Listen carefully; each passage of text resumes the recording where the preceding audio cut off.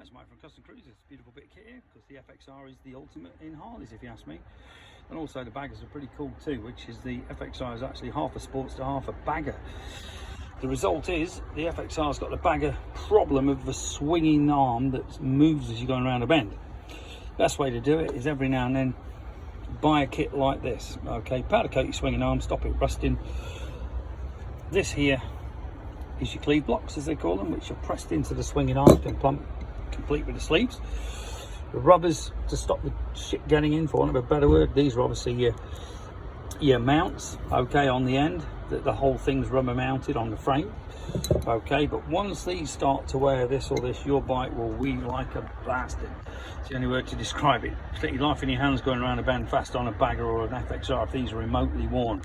We also do all your front mounts as well, but we also do all your shock mounts. This is up to 85, 86. So if you need any sort of suspension or handling issues, your torque arms, we actually do the Velverides, which are much better than these ones. Give us a call, 01773835666, customcruisers.com, or the new site customcruisers.eu. Thank you.